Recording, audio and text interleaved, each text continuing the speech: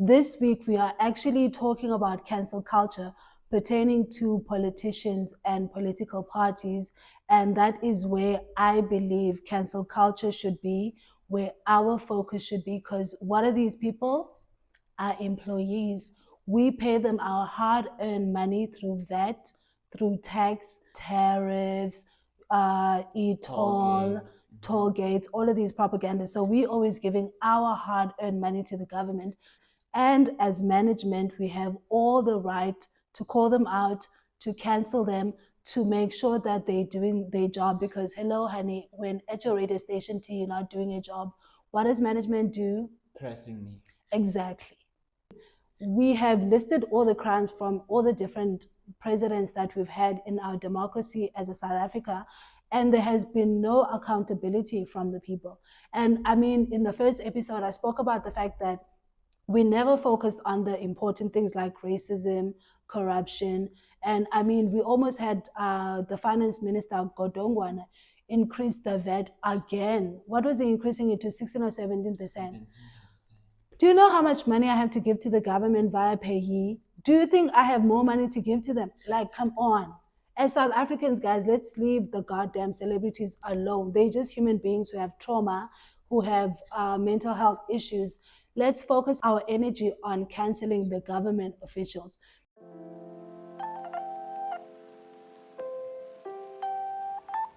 Welcome to an all-new episode of Looks and Wisdom Sundays with me, Oluchi B.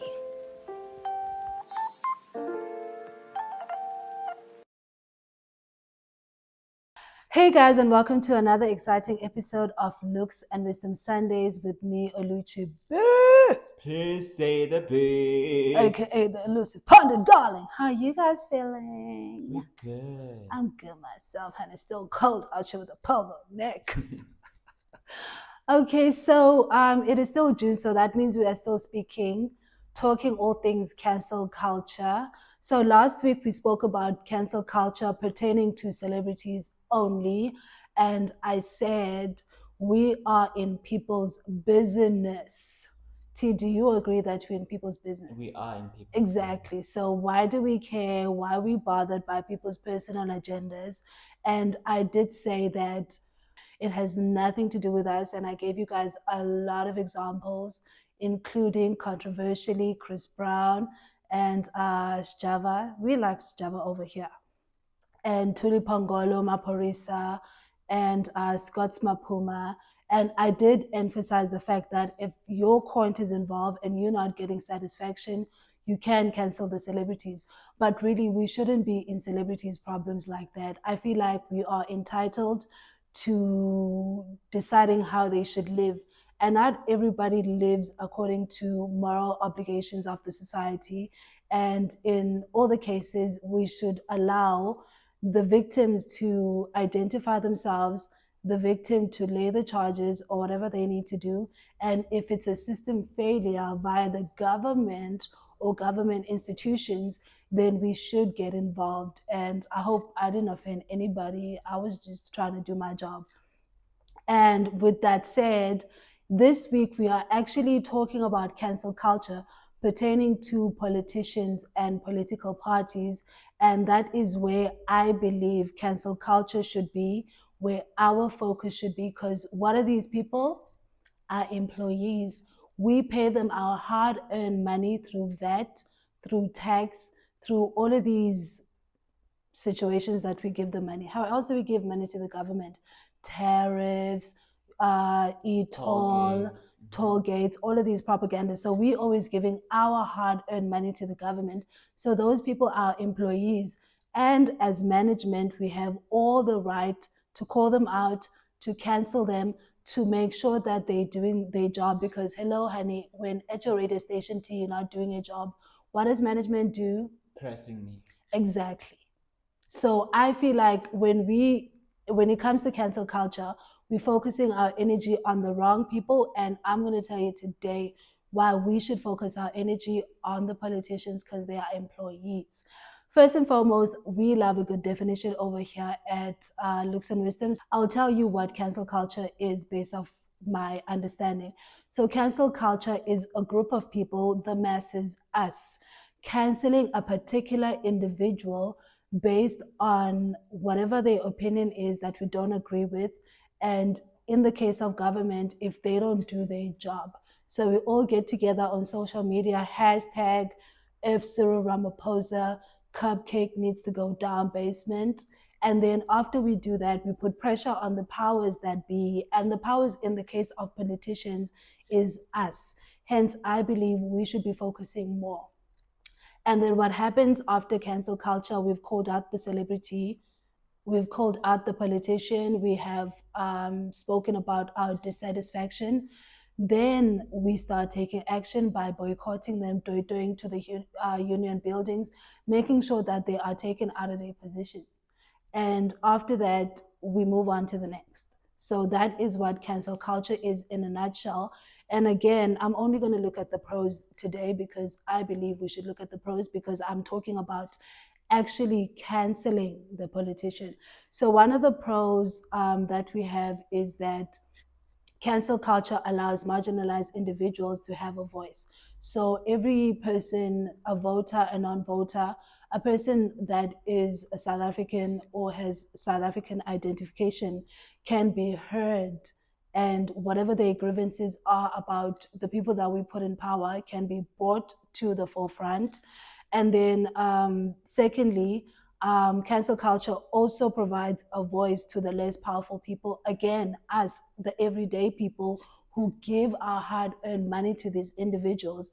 And then lastly, cancel culture is a new way of boycott similar to the children of 1976, similar to our parents who fought so hard for this freedom that we have today. Again, I have chosen to stop making these things as long as possible. So we're going to be looking at the top. And by the top, we're going to be looking at the presidents of South Africa who are supposed to be doing their job, because the presidents are the one who set the tone as to what happens in the general administration of South Africa. So what we're going to be talking about today is why we should cancel the politicians, and we're going to make that examples with the presidents. So I'm going to start with everybody and their mama's favorite president. And who's that? Nelson Mandela. Oh. Who are you saying? Cupcake. Oh no, we're starting at the top, honey, because we've been dissatisfied with these people since day one. So Nelson Mandela, what do we know about Nelson Mandela? He allegedly spent 27 years in prison. Allegedly. Heavy on the allegedly, because we have found information that the guy was only in prison for a short period of time. And then after that, he was taken into mansions in Cape Town and was living La Vida Loca. Or what do Americans say, that actually Nelson Mandela died in prison and we got a fake one. Nelson Mandela effect. Exactly. So the first president I want to talk about is Nelson Mandela, because Nelson Mandela set the precedent of where we are in the democratic election. So let's say he only spent 16 years in prison and then spent like 10 years living in different mansions in Cape Town, speaking to the white regime about what South Africa was supposed to look like post-apartheid, because we do know that we didn't get freedom because the white people loved us so much and wanted us to walk around freely. We only got freedom because it was not working economically for the apartheid regime. And can you believe we were the last country to be free, T?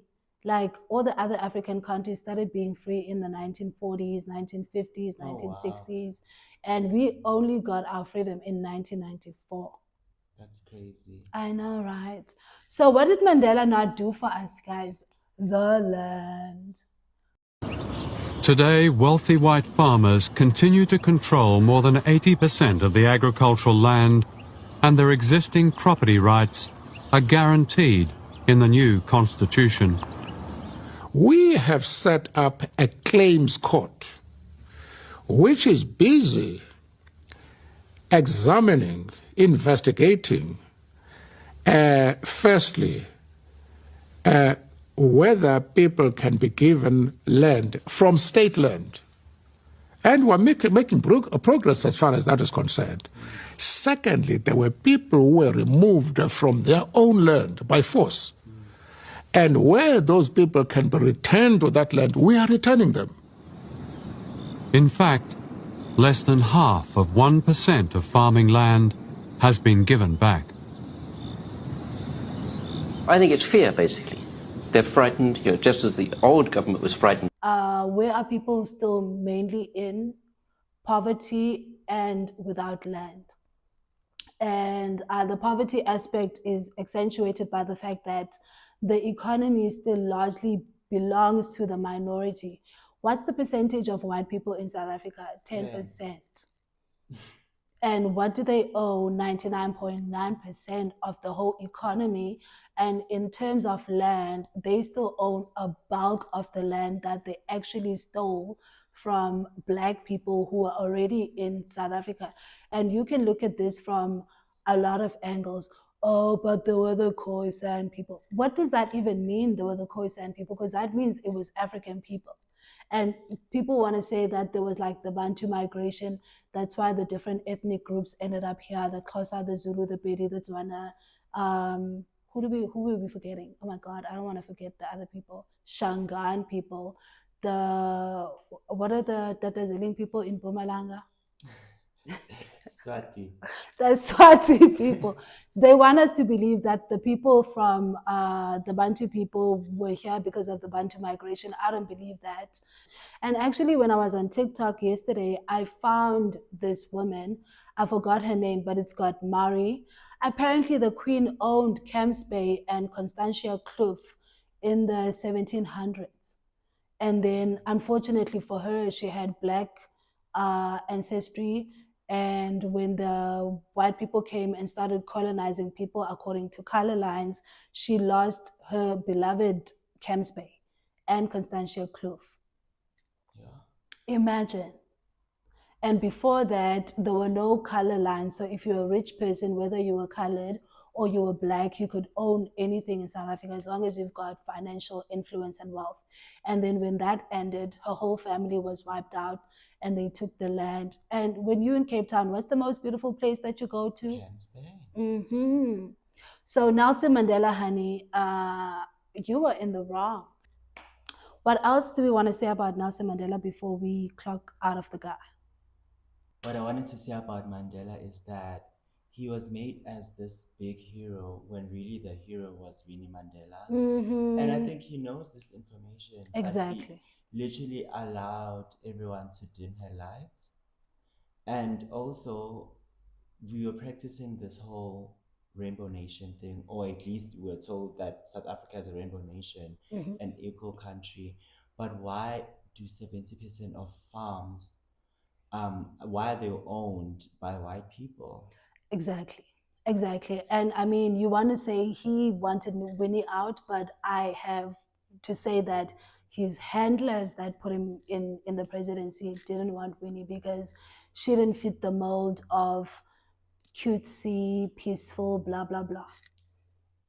And on the land part, we're not talking about the land only. We're talking about all the natural resources that this country has, from the gold to the diamond, to the water, to the minerals, to farms, to everything.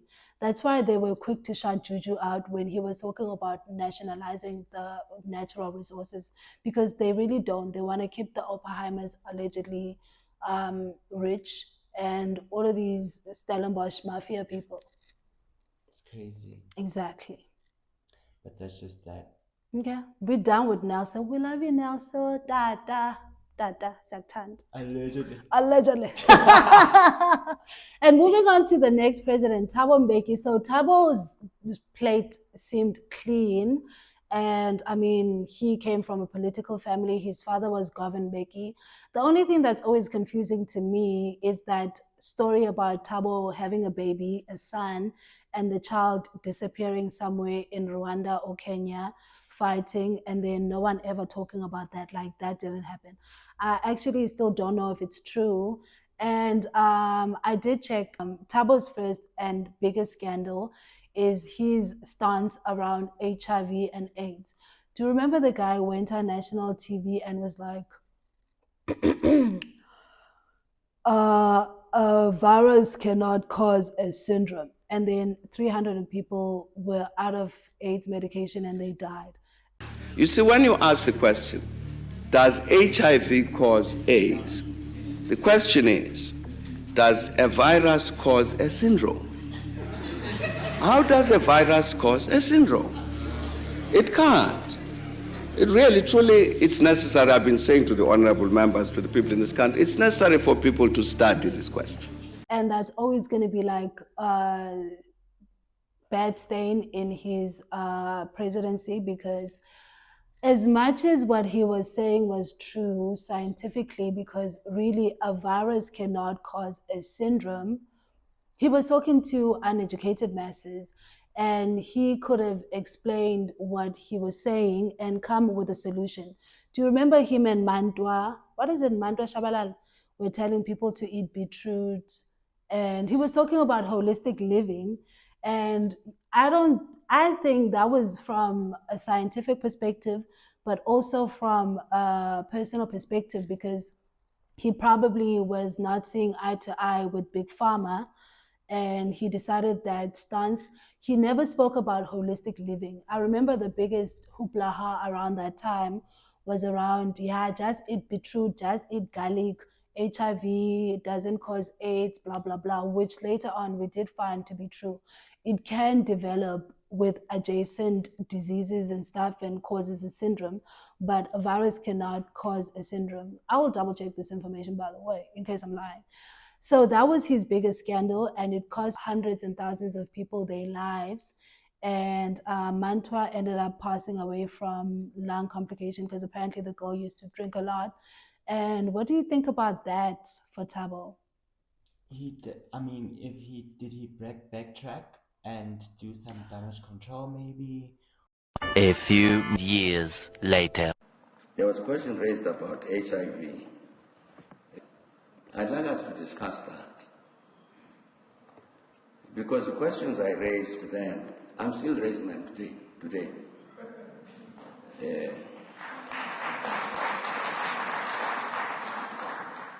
You see, for instance, I say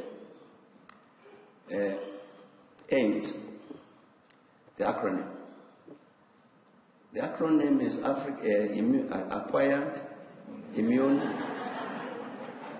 Acquired Immune Deficiency Syndrome.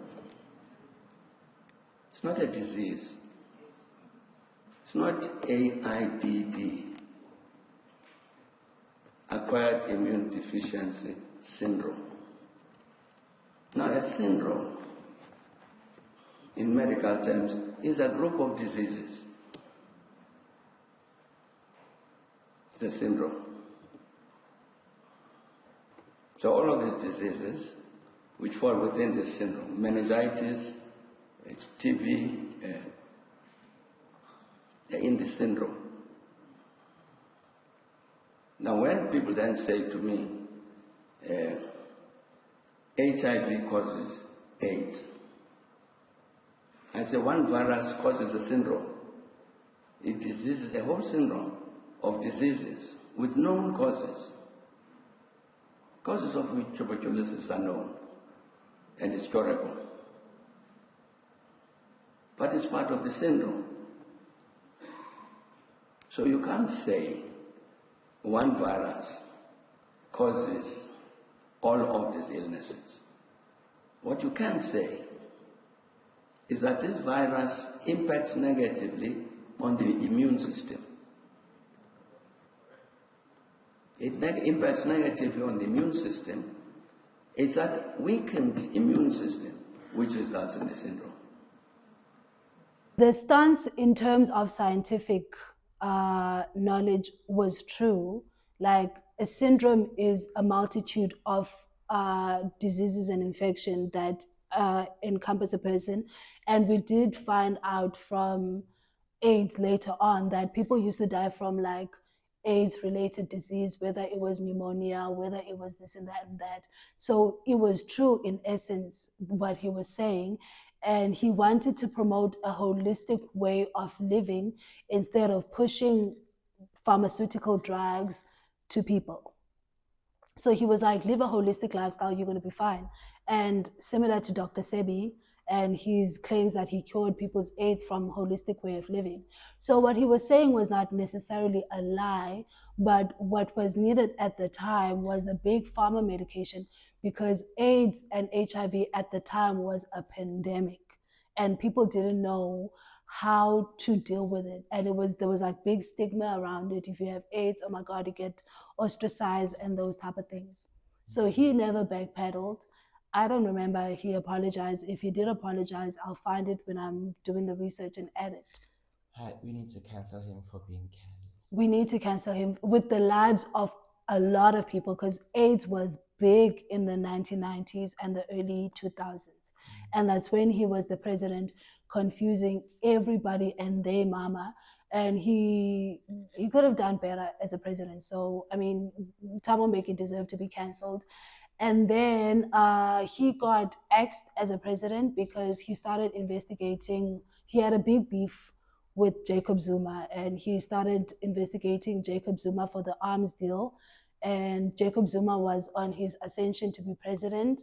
And they said he played with he influenced the NPA, the National Prosecuting Authority, who was doing all the big investigations around corruption at the time. So he influenced them to go after Jacob. And then the larger ANC was not happy at that because they wanted Jacob Zuma to come up as the next president. And he was trying to stifle and stop that. To this day, I don't know who he was trying to have as the next president. So Thabo's not that bad in terms of his scandal, but he is bad because that will always forever be part of his legacy. And then the president we had after that was Jacob Zuma. What do you remember about Jacob Zuma? I know you were young. I know a lot. First of all, the rape scandal. Okay, we have the rape scandal with Kwezi and the shower. The shower. I mean, he also did the same damage as Thabo Mbeki when it came to AIDS, because it was said that people were confused now about the AIDS. But Jacob Zuma was loved by the masses. In my judgment, the state has not proved the accused's guilt beyond reasonable doubt. The accused is found not guilty.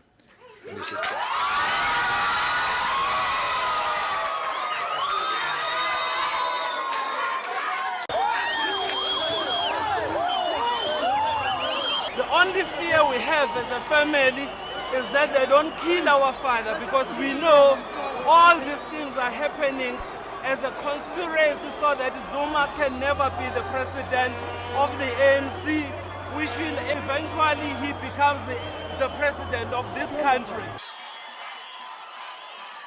And with Jacob Zuma, what makes me mad is that, like you said, he had a lot of people that loved him. I remember even my dad used to be obsessed with him, imitating him as well. I'm telling you the truth. So imagine being a president, having so much power, so much influence, and saying things like that when this was before he was actually the president. So this was leading up to his presidency. But even I remember there was a press thing he did during his presidency, and a journalist asked him about that, and he was being defensive, defending his statement still. Okay, we'll. Okay, so Jacob Zuma, the biggest scandal before his presidency was the rape allegation by Kwezi, and his AIDS scandal around that time, saying people can take showers. And he was also, because remember we said Thabo Mbeki was ousted because he was following up on the arms deal and trying to make sure that Jacob Zuma is found guilty of corruption for an arms deal corruption he did in 1999. And his counterpart, Shabira Sheikh, please correct me in the comments, actually did get found guilty and was sent to 30 years in prison. But then what did the guy do? Started getting sick and was on his deathbed. That guy has been on his deathbed for more than 15 years.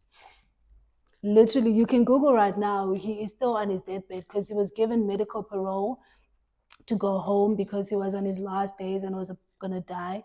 And then the guy didn't die. Oh, wow.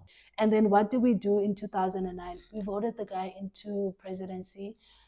despite all of his scandals that he had, the rape, the arms deal, the corruption, Shabir Sheikh. And what did he do when he got into presidency? He actually, I'm not laughing about Jacob Zuma. He built his own house. Do you remember the Gandla scandal? Hello, it's still there. Fire pool. I think he spent upwards of like 23 to 30 million on this house. And then remember the corruption with the Guptas? Hello, I was about to mention. He was giving all the coins to the Guptas, and the white people were not happy about that because they were not getting the corruption money, and he was giving it to the Indian guys. So he had corruption, and I remember he did a trade deal with Russia that raised alarms in the West. And so, corruption really did thrive under Jacob Zuma, guys. Of course. Everybody and their mama could get a tender deal and put. Why didn't we get in, honey? You know what? My parents were weak. Because that was the time for corruption. If you wanted to be a corrupt anybody, you could get in. His NEC was in on it, allegedly, but we're not scared of the guys. What are they going to sue us and say? Yeah, so Jacob Zuma's years were marked by scandal and corruption. So Jacob even knew you are a problem. What else are we forgetting about Jacob? Oh, do you remember when Malema said the ANC was going to rule until Jesus comes because him and Jacob Zuma were buddy-buddy? And then all of a Sunday, they broke up like Elon and Donald Trump. And can you believe all these years later, from Julius being a stan of Jacob Zuma to them breaking up and then him trying to make amends, it was again Jacob Zuma who stole the vote that was supposed to go to the EFF because he came with that fake MK party and he stole the vote. He actually got more votes than EFF, which I couldn't understand because I was like, I thought South Africa said they wanted to be free. I'm swear to God. Why would we want to give Jacob Zuma another chance? A chance. We want to blame the Zulus for this. I swear to God. You definitely blame the Zulus. Because who voted for Jacob Zuma again? The Zulus. Hello. The Zulu folks, between you taking AKA from us and you voting Jacob Zuma and his people again to be in parliament to scam us more, I don't even know what to say anymore. I don't know what to say anymore. I can't even defend my truth. Last but not least, honey, the current sitting president, you waited for this tea, so you can introduce him. Cyril Ramaphosa Cupcake. Does everybody know how Cupcake got the name? Because it was one of his mistresses calling him Cupcake in a WhatsApp message. So it was like a term of endearment between him and one of his mistresses. Apparently, there's a string of allegedly, but not really, but allegedly, in case the president with his billions wants to sue us. But that's how he got his name. It was like a term of endearment. What do they call it? Like pet name. Oh. It was a pet name by one of his mistresses. Oh, wow.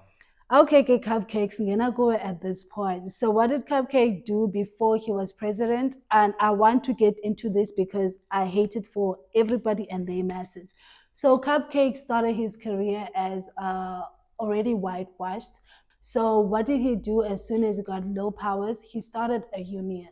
So I know this information because my dad used to work in the mines, and the only information he told me about Cyril Ramaphosa, and I say this all the time, is that he was a snake, he was a sabela, he used to sell all the black people to the white people in the mines. So he started a mining union in 1982, and this union was supposed to help black people in the mines get better working conditions and get better pay. He did none. What did he do? He went in bed with the mine people, and then he ended up getting a job there. That's where all his millions and subsequently his billions come from. I'm going to say allegedly, but not really, but that's true. So he started his political career faking it as someone who was supposed to help the black people have a voice in the mines, but he didn't because my dad gave me this information and he was working there. And then that union that he started eventually became COSATU. And then during the 1980s, he was working very hard for the slave owners in the mines to acquire wealth for himself, okay? Not for the masses, but for himself. That's where he became a millionaire and then eventually a billionaire. And then moved to 1989. What happens in 1989? Nelson Mandela, the conversation around Nelson Mandela being free starts being like public knowledge. And then in 1990, Nelson Mandela gets free. And then subsequently after that, then it was the CODESA negotiations.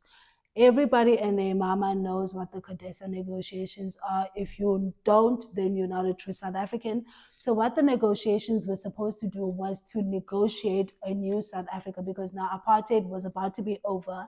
We're about to move into a democracy. So everybody who had a party could get involved in these conversations. And they were supposed to come up with a new constitution, a way of being that was going to benefit the masses of South Africa. Now tell me, who was in charge of the paperwork during this time? Cupcake. Oh, wow. So Cupcake was the one working hand in hand with Nelson Mandela to work on the paperwork documentation that actually spoke to this liberation that Black people were supposed to have. Now, I'm not going to go into it, but we all know that the CODESA negotiations actually came to a halt because the Black people were not getting what they wanted. And what did the Black people want? The land. And what did the Black people want? The economy. And the CODESA negotiations stopped for some time. And then a lot of the parties broke away because they were like, well, what's the point of us having this conversation if the real issues are not being addressed? So IFP pulled out, and Terry Branch and them went with the big truck into the place where they were having these negotiations. It was a big hoopla. We were in the brink of a civil war. The Zulus and the Xhosas were fighting. The Zulu people are always involved in some propaganda. It was a big war. There was the IFP fighting the ANC and. So 10-1, this is what I found out when my friend was reading Cyril Ramaphosa's book, because remember he released that book trying to paint him up to be Jesus Christ. And I was like, I'm not buying it, Cyril. I don't care. Anyway, he said during that time, the CODESA negotiations, he became friends with the guy that was negotiating for the National Party. And then they used to go fishing together and drink whiskey. And what do we get from that? The signed documents that were signed by Cyril Ramaphosa and the white guy from the National Party with Nelson Mandela. And who was that president again from the National Party? The one who got a Nobel Peace Prize and then later on apologized when he was dying, saying that Black people deserve better. No, it's not Verwoerd. Is it Verwoerd? Yeah, we don't know who he is, but I'll link his picture anyway. So what happened after all of that debacle was happening in South Africa? So Cyril signed a paper document because he was a Secretary General, along with the powers that be, that actually spoke to what was going to happen to the land in South Africa, what was going to happen to the resources, what was going to happen to the economy. So every time I'm on the internet and watching the news and people were like, who owns the land? I was like, guys, Cyril Ramaphosa is alive. He was there. He signed the paper documents. He knows what was discussed around the land, the economy, the resources. If you guys need to find out who knows where what is and who was given what share, it's Cyril Ramaphosa. What happened to Cyril Ramaphosa after the CODESA negotiations? He went on to be a billionaire. A billionaire. Do you think Cyril sold us? Yes, definitely. Okay. He is a white people's puppet.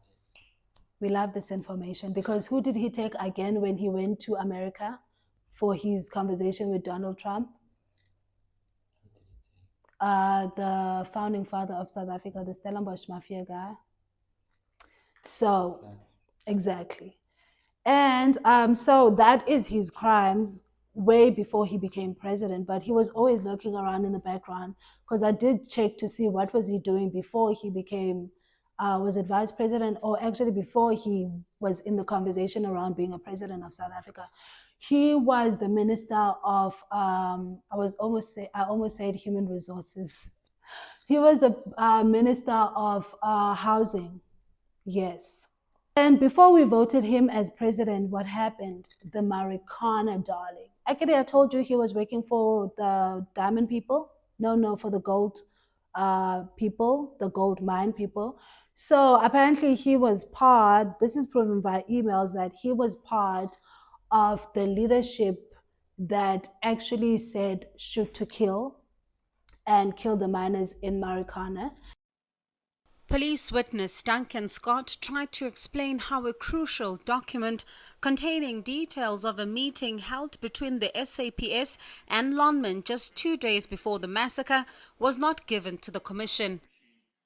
Is it a document that you think should have been brought to the attention of the Commission? Or that you would have brought to the attention of the Commission if you were aware of it? Well, yes. In the transcript of a meeting between Northwest SAPS Commissioner Zugiswa Mbombo and Lonmin, Mbombo tells company management how much pressure police were under to defuse the situation in Marikana. This is an extract from those minutes. When I was speaking to Minister Nathi Mthethwa, he mentioned a name to me that is also calling him, pressurizing him. Unfortunately, it is politically high. It is Cyril. Cyril Ramaphosa, yes. The responsibility has to be collective, and as a nation we should dip our heads and accept that we did fail the people of Marikana, particularly the families and the workers and those who died. We did fail. As the email exchange between Lonmin executives was interrogated further, Ramaphosa was accused of using his political power to pressure police to end the wage strike. But Mpofu has suggested there may have been other reasons. Your intervention had nothing to do with people losing their lives. It had everything to do with your financial interest and the fact that your shares were diminishing as a result of the strike. That's what I'm Mr. Mpofu, And as South Africans, how did we repay him? By making him the president of South Africa. So 2 big crimes, Cyril Ramaphosa. First of all, the CODESA that took away people's land, resources, economy. And then secondly, he used his powers as part of EXCO, I guess, in the mines to make sure that Black people who were actually speaking up for themselves were actually killed. What do you think about Cyril so far? Because this is all the crimes he committed before we made him president. Imagine. You know, he has those 5 million cows, 3 million cows. He owns all of these different game reserves. He owns all the McDonald's. So Cyril is a rich person. Cyril, please, if you have some money, we will still accept it, even though we don't agree with all the things that you say. We agree with corruption that involves us. Spell corruption. So the mattress money after he became president, as a South African, there's a limit when it comes to how much foreign currency you can keep in your house. So Cyril was found with millions and millions of money in his mattress. And apparently the person found the money and stole some of the money for himself. Do you think you could have stolen the money for yourself as well? Because he still hasn't been found, or he was found and killed, and we don't know this information, or he actually did escape, because there was someone who knew where the money was, took a portion for themselves. I would take for myself. Okay. Criminal. So anyway, Cyril had these millions lying around in his house. We don't know how. This was supposed to be a big deal because you're not supposed to keep foreign currency. The US was supposed to be involved. The criminal justice was supposed to be involved. He was supposed to be investigated.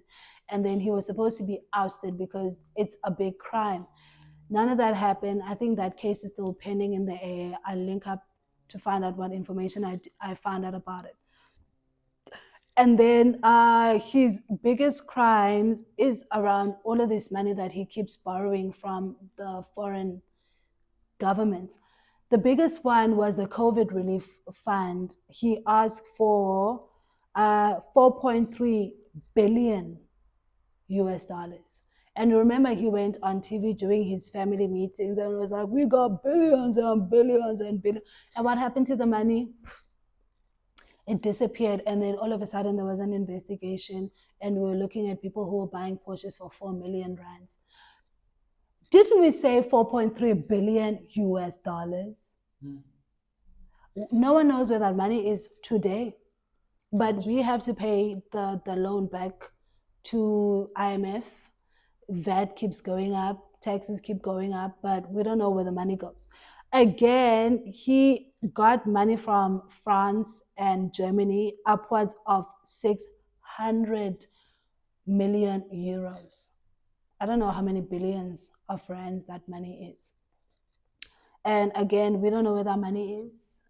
We keep getting loans from overseas. And he asked for the World Bank for money again. That was 750 million. And all of these money was, the first one was for the relief fund. The second one was like, yeah, we need help with our transportation. And then the third one was like, yeah, we need money with our infrastructure. Don't we have potholes in the country? We do. Is our lights on? Because one of the loans that he got was for energy. Do we still not have load shedding in this country? We had it last week. What happened to what happened to the COVID relief fund? Because I didn't get no coins. Me too. Exactly. And they can't say it's the 350s as well. Please, that's bare minimum money. I don't even want to talk about Cyril. So Cyril's biggest crime to me is him keeping getting these loans. Because even now when he was in America, he was asking Donald Trump for money. For what, Cyril Ramaphosa? For what? When we don't even see this money going anywhere. We have potholes, we have no electricity, people are unemployed. The unemployment rate is sitting upwards of 60%. That's the general public. And then when you talk about the unemployment for graduates, that's sitting at 80%. So T, honey, next year when you graduate again, there's a high probability that you might not get a job. I'm being serious. The public enterprises are down the drain. SABC, they cut Movango right now on TV because they can't afford it. SABC is being going under different cuts. The railroad, it's insane. And then his biggest scandal to date is him not addressing the femicide issue that we have in South Africa, the gender-based violence. I mean, literally, there's a person who dies in this country every 2 seconds, a female. And I remember everybody was like, when we were busy with the whole Kwekwe thing, and everybody was like, no, guys, he's busy, blah, blah, blah. And then guess what? He had time to tweet. He had time to tweet for the cyclist guy who was cycling from Johannesburg for some nonsense. And I Googled, to this day, he hasn't said anything about femicide. He hasn't said anything about gender-based violence. The last time he spoke about gender-based violence was in 2023. Oh, wow. So again, who should we be canceling? The president. The politicians, because everybody's like, no, but what about the ministers who eat the money, Paul Mashatile, Edwin Zondi, and all these people? They get enabled by the powers at the top, because if the powers are proper and sorted, then everybody would fall in line. We have listed all the crimes from all the different presidents that we've had in our democracy as a South Africa, and there has been no accountability from the people. And I mean, in the first episode, I spoke about the fact that we never focused on the important things like racism, corruption. And I mean, we almost had the finance minister, Godongwana, increase the VAT again. What was he increasing it to, 16 or 17%? Do you know how much money I have to give to the government via payee? Do you think I have more money to give to them? Like, come on. As South Africans, guys, let's leave the goddamn celebrities alone. They're just human beings who have trauma, who have mental health issues. Let's focus our energy on canceling the government officials, because they're the ones who deserve all the cancellation available. What do you have to say, T? I have no information to give. We have no information to give to the masses. As a society, Cyril hasn't said anything about femicide. The ANC Women's League, does that even still exist? Hasn't said anything. None of our provincial leaders had said anything at all. Nothing about gender-based violence. Where's the first lady in all of this? Hello. Allegedly, the queen just sitting in the compound, relaxing. Oh, she does a lot of sponsoring of the fashion stuff. I think she sponsors the SA Fashion Week. But that's just as, oh, no, I'm lying. That's Motsepe's wife. Hi, the first lady does jack all, guys. She never says anything. Literally. Nothing. She's Melania with it. At least Melania comes and be like, I support my husband. Exactly. She does like a interview That's once none of my in business. 4 years. Like Melania is out here is like, guys, I've got the diamonds, I've got the big mansion, the gold encrusted apartment. I'm not trying to talk. But anyway, I don't want to make this long, guys. Do you see why we need to cancel the politicians? We need to be hiring snipers, assassins, going to their houses, burning their houses the same way we did during apartheid. And as much as Nelson Mandela is not our favorite president, but he said one of the most important things that we should remember as South Africans. If the ANC does you the same way that the apartheid government did you, then you need to get rid of the ANC. Am I quoting it right? I don't know, but I'm paraphrasing here. So with that said, guys, let's take our eyes off the celebrities. I don't care if Maphorisa and whatever girlfriend he has are fighting this, she's doing all these things. I don't care, because SAPS is not going to work if we don't have a president that sees value in making sure that his infrastructure works. And can we stop putting people in power that don't care about us? Because I have to suffer from unemployment. My children have to suffer from unemployment. The graduates have to suffer from graduate unemployment. Everybody, all of us, we have to suffer when the lights come off because of load shedding. We have to suffer for potholes. Our pockets have to suffer every time the government is asking more from us, whether it's tax, whether it's tolls, whether it's all of this nonsense that they're always asking us. And we never see this money because of corruption. I think that's it. Is there anything we're missing? Yeah. We have no information to give to the masses. Please, guys, please do comment, do subscribe, and do tell your friends. Otherwise, I'll see you guys next week.